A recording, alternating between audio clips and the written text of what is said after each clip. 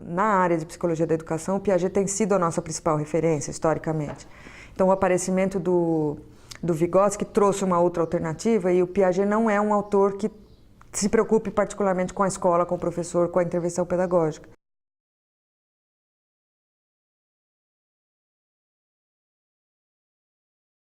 O aparecimento do Vygotsky atrai os educadores porque é um autor que fala da escola, fala do professor e valoriza a ação pedagógica e a intervenção.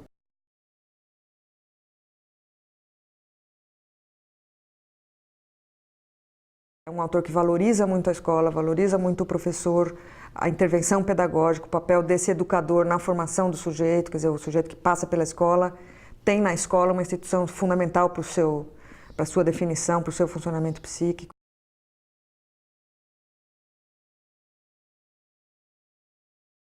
Nasci em 1896, na Bielorrússia, país que fez parte da extinta União Soviética, e morri em 1934, de tuberculose, aos 37 anos. Eu era membro de uma família com uma situação econômica bastante confortável e uma das mais cultas da cidade.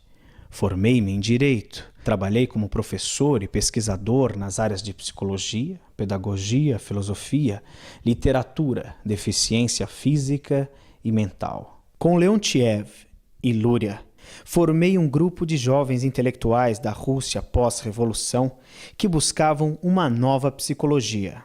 Embora minha produção não tenha sido um sistema explicativo completo, ela foi vasta. Escrevi cerca de 200 trabalhos científicos, que foram pontos de partida para inúmeros projetos de pesquisas posteriores. Os temas dessas publicações vão desde a neuropsicologia até a crítica literária, passando por deficiência, linguagem, psicologia e educação. Uma forma muito interessante da gente entrar na concepção do Vygotsky sobre desenvolvimento é uma questão que ele chamou de planos genéticos de desenvolvimento, que é uma ideia de que assim, o mundo psíquico, o funcionamento psicológico não está pronto previamente, quer dizer, não é inato, não nasce com as pessoas, mas também não é recebido pelas pessoas como um pacote pronto do meio ambiente. Então o Vygotsky é um autor, como outros, por exemplo, o Piaget, o Vallon, que é um autor chamado interacionista, porque ele leva em conta coisas que vêm de dentro do sujeito e coisas que vêm do ambiente e tal. Mas a postulação interacionista do Vygotsky ganha vida se a gente prestar atenção nesta questão dos planos genéticos que ele postula, porque ele fala em 4 entradas de desenvolvimento que juntas caracterizariam o funcionamento psicológico do ser humano, né? Então, uma é a filogênese, que é a história da espécie humana, outra é a ontogênese, que é a história do indivíduo da espécie, outra é a sociogênese, que é a história cultural do meio cultural onde o sujeito está inserido, e outra é a microgênese, que é um aspecto mais microscópico do desenvolvimento.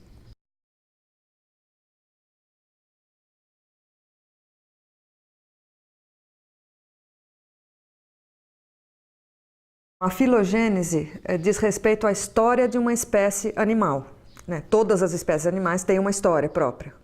E essa história da espécie define limites e possibilidades de funcionamento psicológico. Então, tem coisas que a gente é capaz de fazer, tem coisas que a gente não é capaz de fazer. Então, por exemplo, a gente é bípede, tem as mãos, portanto, liberadas para outros tipos de atividades, tem uma determinada conformação da mão que permite movimentos finos, em pinça, por exemplo, que é uma coisa particular da espécie humana e muito importante. Tem a visão por 2 olhos, que é a visão binocular. Então, tem uma série de características do corpo humano, do organismo, que vão servir de fundamento para o funcionamento psicológico depois.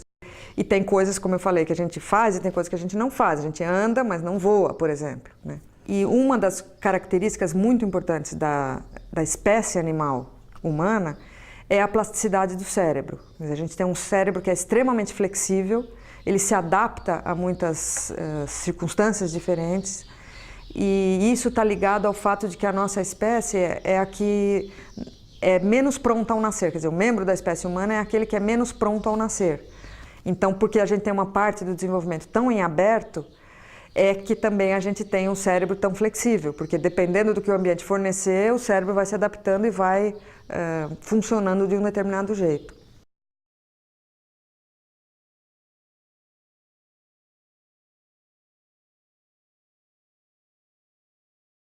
O segundo plano genético de que Vygotsky fala é o chamado ontogênese, que significa o desenvolvimento do ser, quer dizer, de um indivíduo de uma determinada espécie. Então, em cada espécie, o ser, o membro individual daquela espécie tem um caminho de desenvolvimento. Então, nasce, se desenvolve, se reproduz, morre e tal, num determinado ritmo de desenvolvimento, numa certa sequência e tal.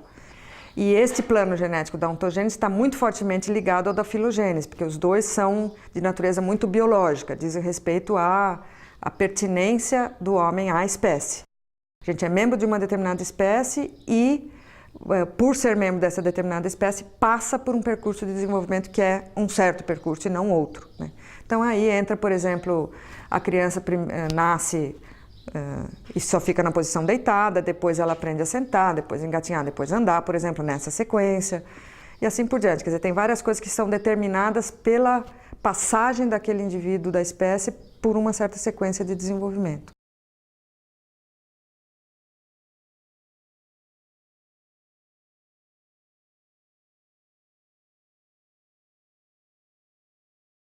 O terceiro plano genético postulado pelo Vygotsky é o chamado sociogênese ou história cultural, que é assim a história da cultura onde o sujeito está inserido. Mas não a história no sentido da história do Brasil, a história do mundo ocidental e tal, mas mais as formas de funcionamento cultural que interferem no funcionamento psicológico, ou que definem, de certa forma, o funcionamento psicológico. Então, essa questão da significação pela cultura tem dois aspectos. Uma que a cultura funciona como um alargador das potencialidades humanas, né? Como eu tinha falado, por exemplo, o homem anda, mas não voa, agora voa porque criou o avião. E um outro aspecto da história cultural é como cada cultura organiza o desenvolvimento de um jeito diferente, né? Então, a passagem pelas fases do desenvolvimento é relida também, ou lida e relida pelas diferentes culturas de formas diferentes. Quanto a isso, um exemplo bem importante é o da adolescência. A puberdade é um fenômeno biológico. Todos os seres humanos passam pela puberdade, né? Amadurecem sexualmente, aparecem caracteres sexuais secundários, possibilita a reprodução, etc. Mas a puberdade é compreendida historicamente de formas diferentes em cada cultura. Então, o conceito de adolescência é um conceito cultural, embora esteja assentado sobre um conceito biológico que é a puberdade. Na nossa cultura, por exemplo, cada vez mais a adolescência é um período bastante estendido, né? Hoje ela é muito mais estendida do que ela era há 30 anos atrás. Hoje talvez uma menina de 9 anos esteja já preocupada em se arrumar, em ter namorado, não sei o quê, e ela pode morar com os pais até os 30 anos e ter uma relação de filha, de adolescente. Outro exemplo interessante é o da terceira idade, como categoria que a nossa cultura criou há muito pouco tempo. Quer dizer, a gente sempre teve o velho, sempre teve o idoso. Mas a categoria terceira idade, como uma categoria que tem produtos de mercado especiais para ela, tem atividades especiais, tem instituições que cuidam disso e tal, e que é consumido assim, é uma categoria claramente cultural. Ela não diz respeito ao envelhecimento do corpo da pessoa, ela diz respeito ao modo como a cultura olha o idoso.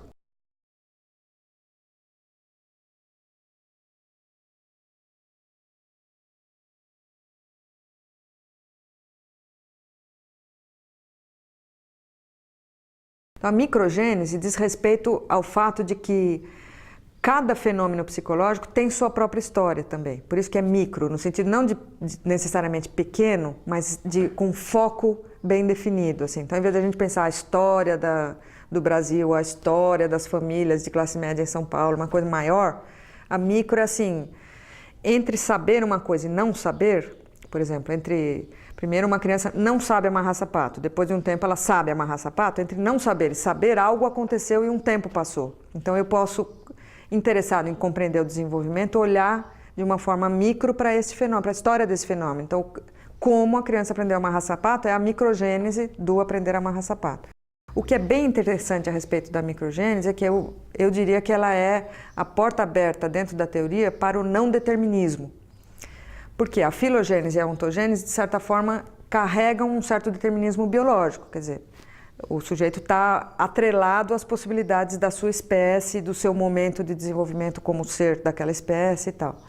Na sociogênese tem uma certa tinta determinista em termos culturais, quer dizer, a cultura está definindo por onde você pode se desenvolver, né? Está dando também limites e possibilidades históricos de desenvolvimento. E a microgênese faz a gente olhar para o fato de que como cada pequeno fenômeno tem a sua história, e como ninguém tem uma história igual ao do outro, é aí que vai aparecer a construção da singularidade de cada pessoa e da heterogeneidade entre os seres humanos. Quer dizer, você não encontra duas histórias iguais. Mesmo coisas que podem parecer tão parecidas, resultam diferentes, né? Então, você tem duas crianças na sala de aula, as duas têm 7 anos, as duas vêm de família de classe média, as duas têm pai, sei lá, com cursos de ensino médio, as duas estão naquela escola, naquela sala, moram naquele bairro, é tudo tão parecido. E as crianças não são iguais, porque elas têm experiências diferentes. Uma tem mais irmãos, outra tem menos irmãos, uma assiste muita televisão, outra não assiste, uma foi para a escola, outra não foi. Quer dizer, tem fatos na história de cada um que vão definir a singularidade a cada momento da vida do sujeito.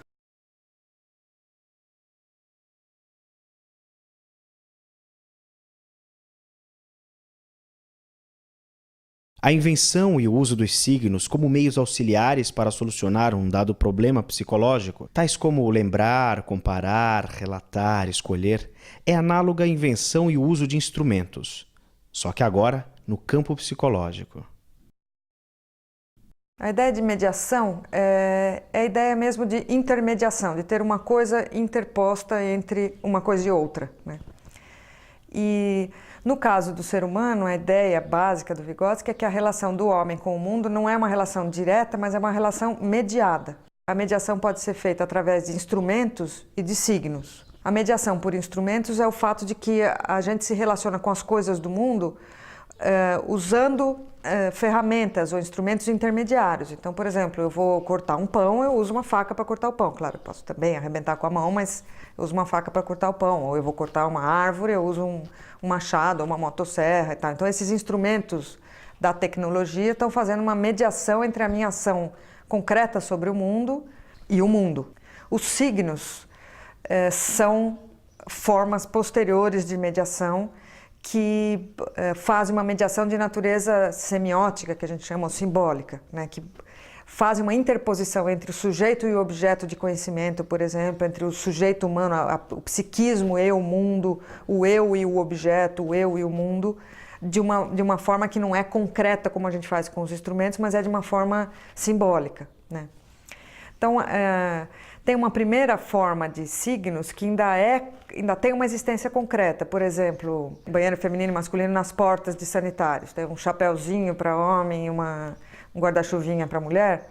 Isso é um signo, quer dizer, é uma coisa que representa a ideia de feminino e masculino e todo mundo compartilha dessa representação, quer dizer, os usuários do sistema sabem que aquilo quer dizer homem, aquilo quer dizer mulher e acertam a informação, né? Tomam posse da informação de uma forma adequada. O fato de eu trocar o anel de dedo para lembrar que eu tenho que telefonar para alguém, por exemplo, não é o próprio ato de telefonar, não está ligado diretamente ao ato de telefonar, é uma informação de natureza simbólica que está interposta entre a intenção de fazer alguma coisa e a própria ação, né? Então ainda é concreto, ainda está visível por outros, está marcado no mundo fora de mim, mas não é de natureza instrumental, é de natureza simbólica, no sentido de que não age concretamente sobre as coisas, mas age num plano simbólico, né? Bom, e um outro plano em que aparecem os signos é o plano totalmente simbólico mesmo, internalizado. As coisas são postas para dentro do sistema psicológico da gente e funcionam como mediadores semióticos ou simbólicos dentro do nosso sistema psicológico. Então, para isso, aparece uma característica que é tipicamente humana, que é a possibilidade de representação mental, a possibilidade de transitar por um mundo que é só simbólico, né? Então, por exemplo, eu vou me relacionar quando eu encontro pela frente um objeto qualquer, por exemplo, uma mesa. Quando eu vejo aquela mesa, eu não estou me relacionando com ela de uma forma não mediada, direta. Então, eu só sinto ela perceptualmente, por exemplo, dou uma trombada na mesa, ou encosto nela e sinto que ela tem uma aresta pontuda, ou eu apoio coisas sobre ela, fisicamente só. Eu olho para aquele objeto e vejo mesa imediatamente. Ela me remete a uma coisa de natureza simbólica que está dentro da minha cabeça já, que é o conceito de mesa, a ideia de mesa, a palavra mesa, a imagem mesa. Daí depende de como a gente vai compreender essa forma de representação na mente, mas seja qual for a forma, tem uma representação das coisas do mundo que está dentro de mim que não são o próprio mundo, são representações do mundo, né? E isso é uma coisa tipicamente humana, exclusivamente humana, que permite o trânsito do ser humano por dimensões do simbólico. Eu posso transitar entre dimensões de tempo, eu posso pensar em coisas que já aconteceram, posso antecipar coisas futuras, posso pensar em coisas que estão em outro espaço, tudo por meio do trânsito simbólico desses mediadores que fazem a intermediação entre a minha pessoa e o mundo. O ato de pôr o dedo na chama da vela e sentir dor é um ato de relação direta com o mundo, não mediada. Porque é ter o fogo, meu dedo, eu ponho o dedo no fogo, queima. Pronto, é não mediado. Numa segunda vez, numa próxima experiência, a criança pode ver a vela, chegar com o dedo perto e tirar antes de queimar, só por sentir o calor. E ela vai estar sendo, então a ação dela vai estar sendo mediada pela lembrança da experiência passada com a dor, né? Ou pela lembrança da mera visão da vela, ou quando ela começar a sentir o calor, ela vai lembrar da dor e tal, e tira. Então, na primeira vez, é uma relação direta, vela, criança. Na segunda vez, é uma relação mediada pela experiência anterior. A mãe que chega e fala, não põe a mão na vela porque queima, e a criança não põe, obedecendo a mãe, ela tem uma ação, uma relação mediada entre ela e a chama da vela, mas não foi mediada pela própria experiência, pela dor sentida efetivamente, mas pela informação que ela recebeu de uma outra pessoa, né? E isso é uma coisa que, em termos educacionais, é extremamente importante. Quer dizer, grande parte da ação do homem no mundo é mediada pela experiência dos outros, né? Não, a gente não precisa viver tudo de primeira mão. Isso é essencial para os processos de crescimento histórico, de desenvolvimento histórico, senão cada ser humano estaria começando tudo do zero.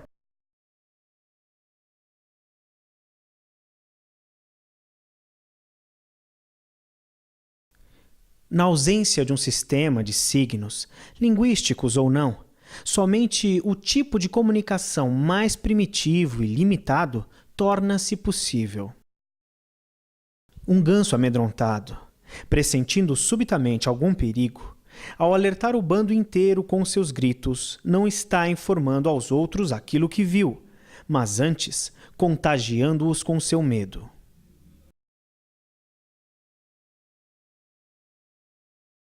São construídos culturalmente, quer dizer, não é que o sujeito inventa signos por si próprio, ele desenvolve a capacidade de representação simbólica inserido numa cultura que fornece para ele material para ele desenvolver esse campo do simbólico.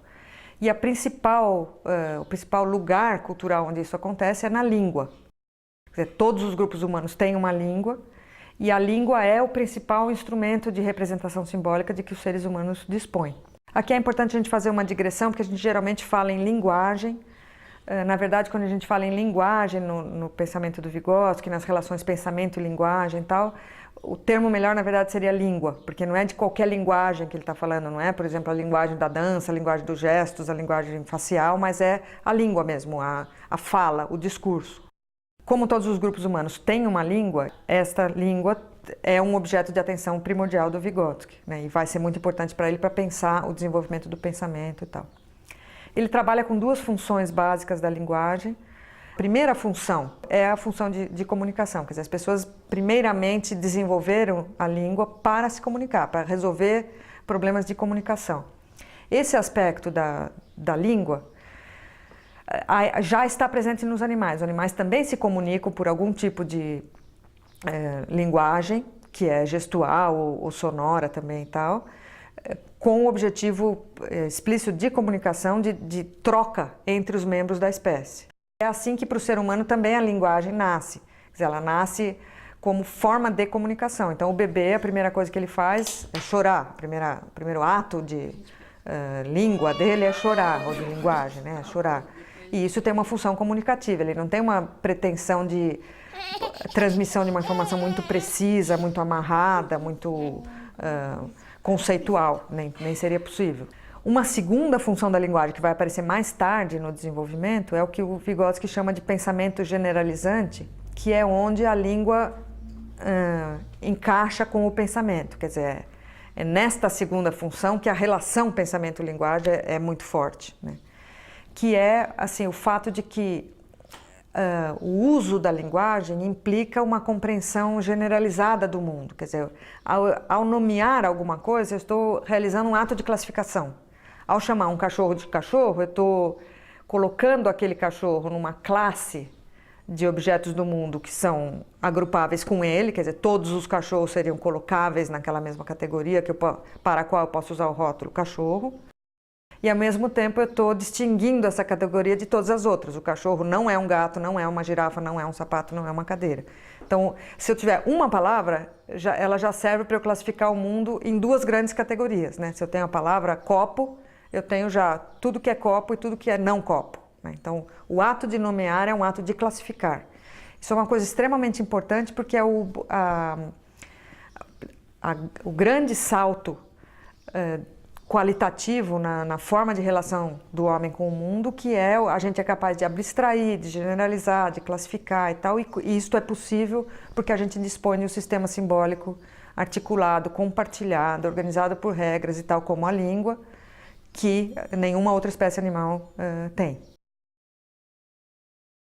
O significado de uma palavra representa um amálgama tão estreito do pensamento e da linguagem que fica difícil dizer se se trata de um fenômeno da fala ou do pensamento. Do ponto de vista da psicologia, o significado de cada palavra é uma generalização ou um conceito. E como as generalizações e os conceitos são atos de pensamento, podemos considerar o significado como um fenômeno do pensamento.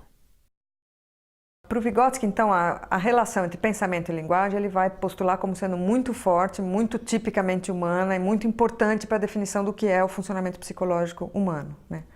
Mas essa relação que ele postula como tão forte não nasce com o sujeito, ela não aparece pronta, ela é uma coisa que é desenvolvida ao longo do desenvolvimento psicológico, tanto na história da espécie, na filogênese, como na história do próprio indivíduo, na ontogênese. Então, na filogênese, para começar por ela, primeiro há linguagem, existe linguagem e existe pensamento separados, né? Então existe linguagem com aquela função primeira de comunicação em todas as espécies animais, mas vamos pegar, por exemplo, os chimpanzés, que são a espécie mais próxima do humano, onde a gente pode olhar melhor para coisas que provavelmente pertencem à história humana, né? Quer dizer, olhando os chimpanzés, a gente pode imaginar um pouco como foi o homem antes do momento atual de desenvolvimento filogenético.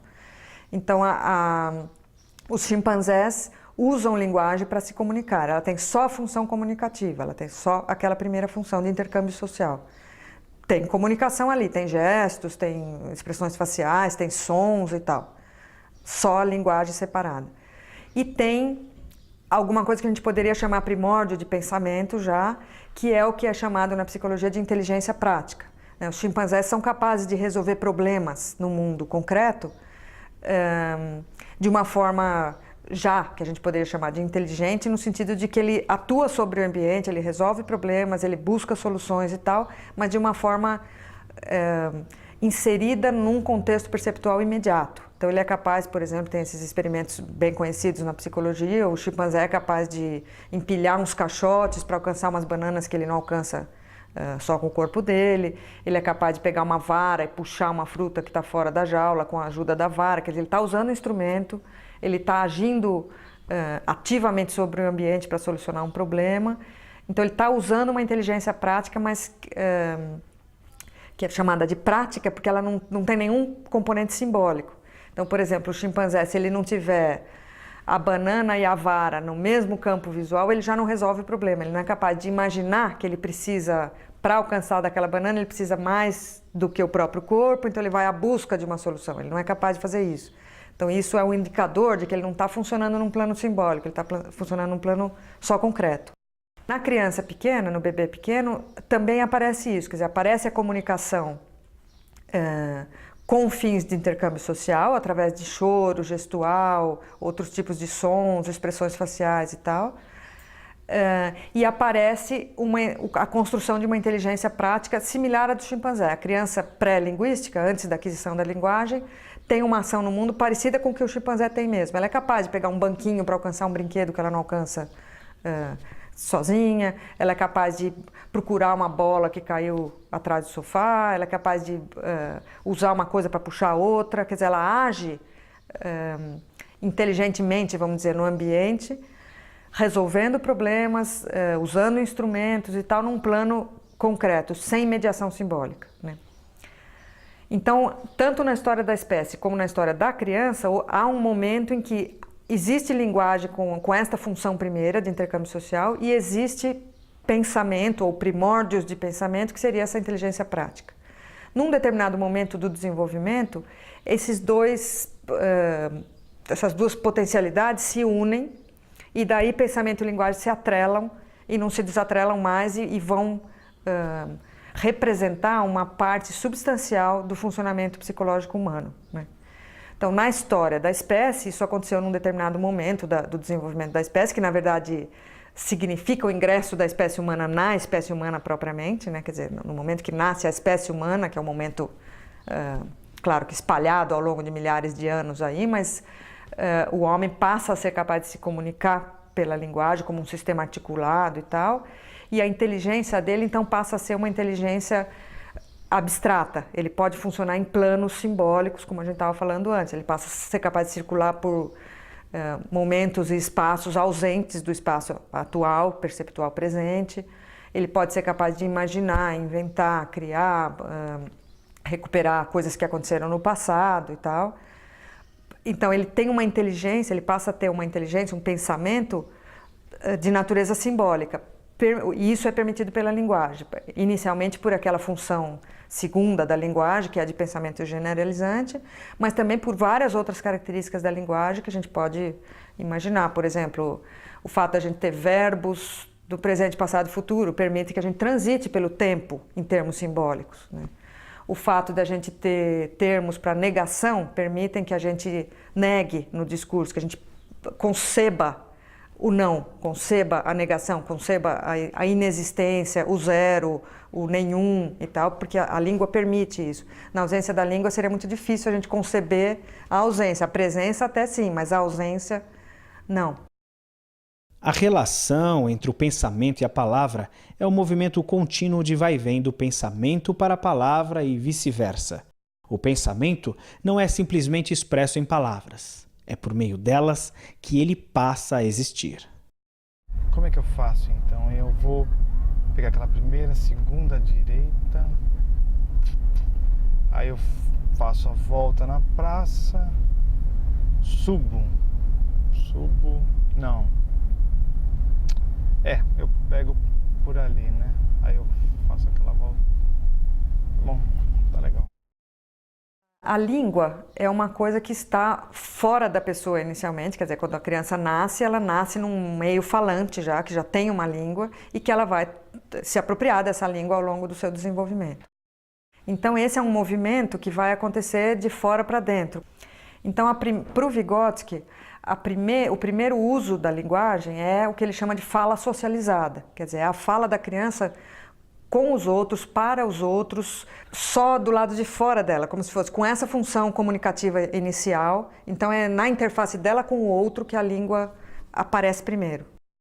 E o ponto de chegada da língua, o mais desenvolvido de todos, é o chamado discurso interior, quer dizer, é o fato de que a gente incorpora um sistema simbólico no nosso aparato psicológico e é capaz de ter internamente esse plano simbólico do funcionamento psicológico com o suporte da língua, mas ele está lá dentro de mim, então eu não preciso falar alto, quer dizer, é como se o meu pensamento acontecesse em grande medida apoiado nas palavras, nos conceitos, certamente, mas eu não preciso externalizar isso, ele funciona dentro da minha cabeça, então eu penso sozinho, com o suporte das palavras, com o modo de pensar da minha língua, com as possibilidades de trânsito pelo mundo do simbólico que a língua me dá e tal, mas tudo isso dentro da minha cabeça.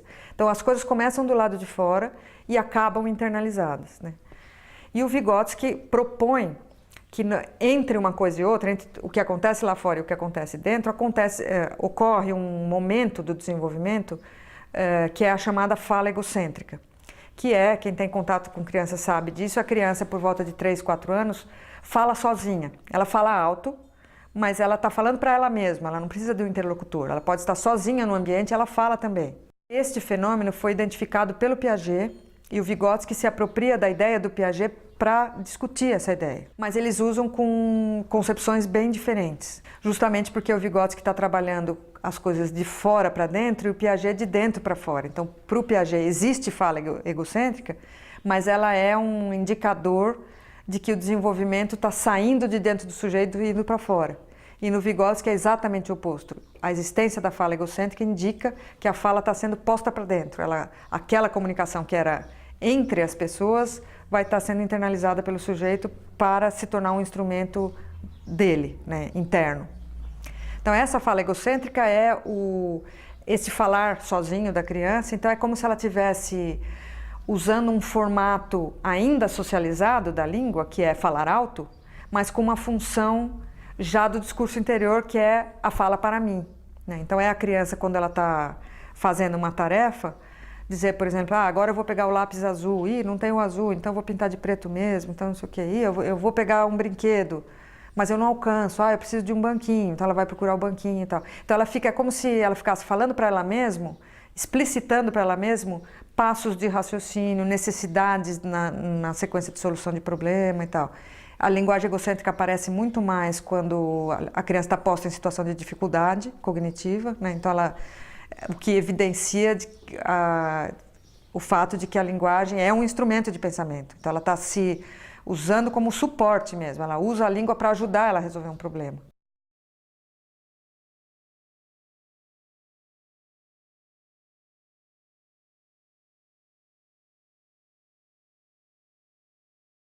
As relações entre desenvolvimento e aprendizagem são um aspecto bem importante da teoria do Vygotsky, porque ele trabalha muito nesta área de psicologia ligada à educação e tal, e por causa de um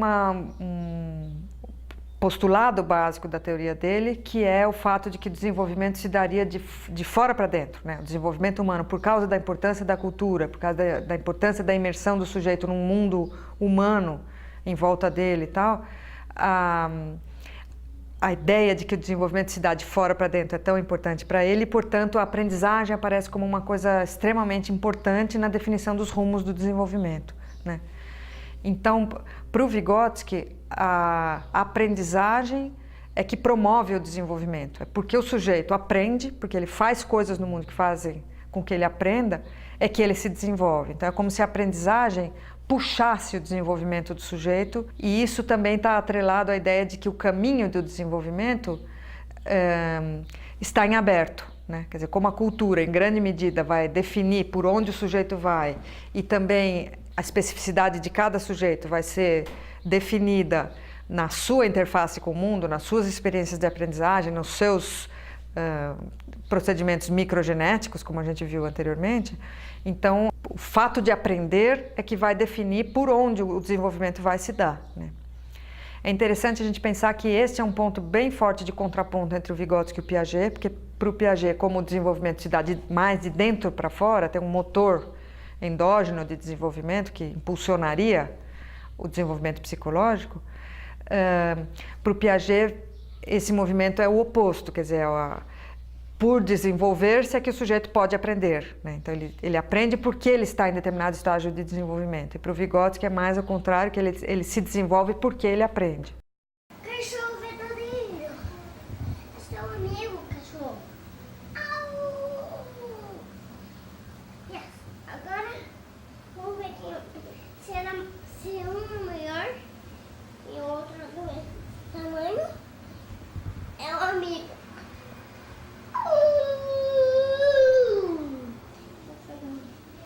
E o meu peixe.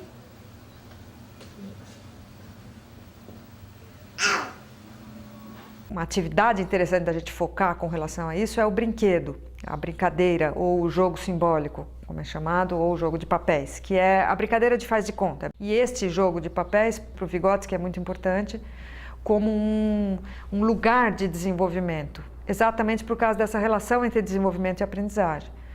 Na brincadeira, no jogo de papéis, a criança está, ao mesmo tempo, transitando pelo mundo do imaginário, porque ela é a professora, claro que ela não é uma professora de verdade, ela está brincando de ser professora, então é imaginário, né? Mas ao mesmo tempo está regido por regras, né? Se ela vai brincar de escolinha, ela está restrita pelas regras de funcionamento de uma escola, seja a escola verdadeira ou a escola imaginária da criança, mas tem regras, não pode ser qualquer coisa, né? Então a imposição de regras é uma imposição que vem do funcionamento da cultura, justamente como os jogos de papéis, os jogos simbólicos, o jogo de faz de conta, ele é uma mímica, vamos dizer, das atividades do mundo adulto. Ele traz para dentro do mundo da criança as regras de funcionamento do mundo adulto. Então é um jeito de realizar uma atividade tipicamente infantil, que envolve a aprendizagem e promove desenvolvimento. Quer dizer, é como se a criança fosse puxada para diante daquilo que ela é capaz de fazer como criança, no momento da brincadeira. Então ela se aproxima do papel de mãe e ela, claro, não é mãe na vida cotidiana dela. No brinquedo, a criança se relaciona com o significado das coisas e não com os próprios objetos. Por exemplo, ela pode pegar um toquinho de madeira e fingir que é um carrinho. Então ela está se relacionando com o significado de carro e não com o objeto toco de madeira. Então isso também promove para ela um descolamento do mundo perceptual imediato e faz com que ela se relacione com o mundo dos significados. Então também ajuda ela a entrar nesse trânsito do mundo simbólico, das representações, da língua e das relações daí entre pensamento e linguagem, etc. Então o brinquedo é um bom exemplo de como atividades realizadas do lado de fora, que constituem aprendizagem, promovem o desenvolvimento num caminho tipicamente humano definido por um percurso que está atrelado à cultura. Desenhar e brincar deveriam ser estágios preparatórios para o desenvolvimento da linguagem escrita das crianças.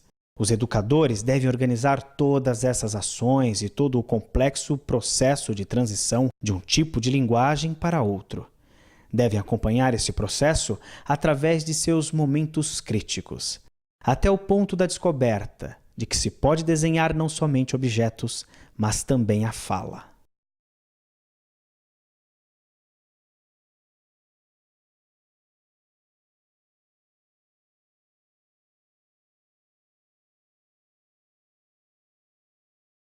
Um aspecto muito importante da teoria do Vygotsky com relação ao desenvolvimento é a ideia dele de que o desenvolvimento deve ser olhado de maneira prospectiva e não retrospectiva. Isto é, deve ser olhado para frente, para aquilo que ainda não aconteceu. Normalmente a gente olha para aquilo que já aconteceu, que já passou. Então a gente pergunta, seu filho já sabe amarrar sapato? Esse bebê já senta? Essa criança já aprendeu a ler e escrever? Então a gente se refere ao já, aquilo que já está consolidado, que já terminou, já está pronto na criança. Mas aquilo que está em processo, que está por acontecer, é ali que vai acontecer a intervenção pedagógica, a ação educacional de qualquer tipo, e também é ali onde o desenvolvimento está efervescente, está fervendo em termos de um fenômeno a ser compreendido pelo estudioso do desenvolvimento, né?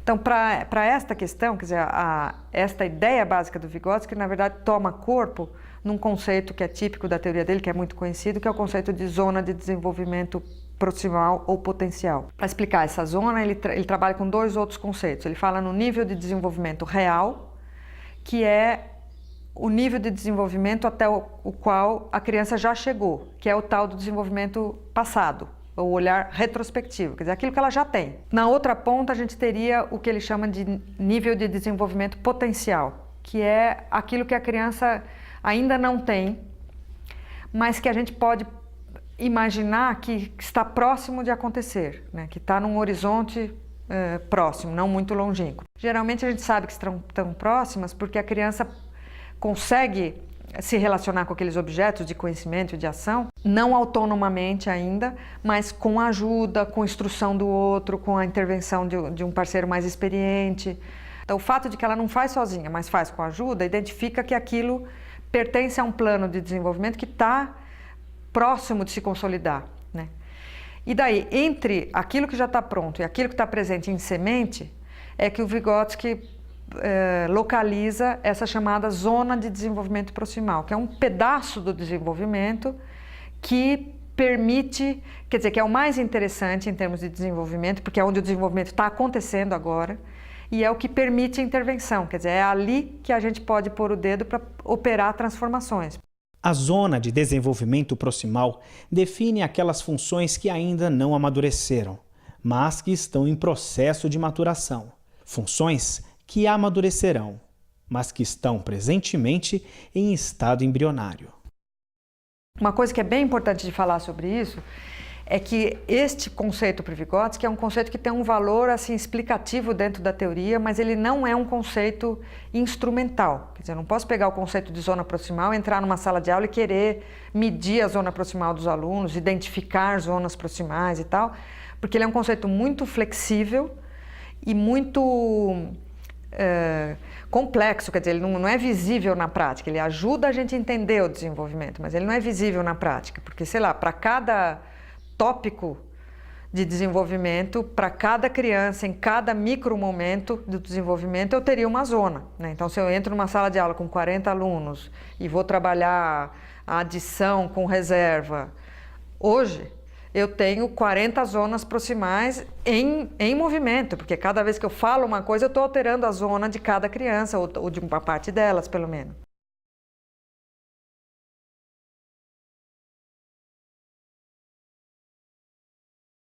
Um aspecto muito peculiar assim, da teoria do Vygotsky, muito central nas concepções dele sobre desenvolvimento, aprendizagem e tal, é a importância da intervenção das outras pessoas no desenvolvimento de cada sujeito. Então aqui entra uma coisa bem importante para o Vygotsky, que é assim, a importância desse mundo humano, dessa cultura, do outro social e tal, mas não em termos de um ambiente onde o sujeito está simplesmente imerso, né? Não é como se fosse um caldo onde a gente tivesse posto lá dentro e passivamente fosse absorvendo informações do ambiente.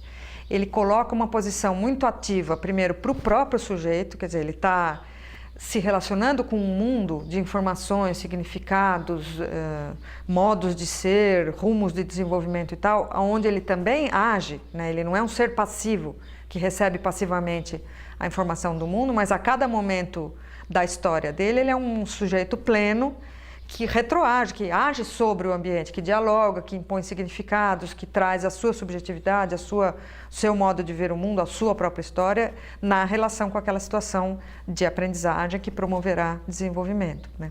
E, além disso, a influência do ambiente também não está se dando de uma forma só por imersão, quer dizer, o sujeito não absorve informações do ambiente, de um ambiente que é passivo.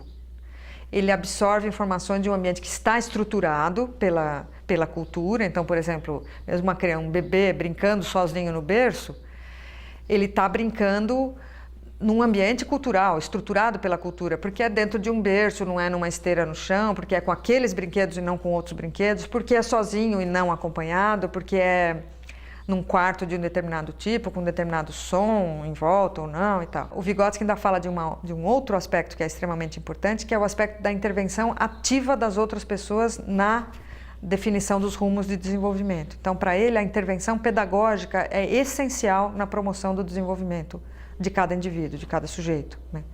Então, o sujeito não percorreria caminhos de desenvolvimento sem ter experiências de aprendizagem resultado da intervenção deliberada de outras pessoas na vida dele. Interferir intencionalmente no desenvolvimento das crianças é importantíssimo na definição do seu desenvolvimento. Então, o sujeito depende dessa intervenção para se desenvolver adequadamente nos rumos que aquela cultura supõe como os rumos adequados para o desenvolvimento.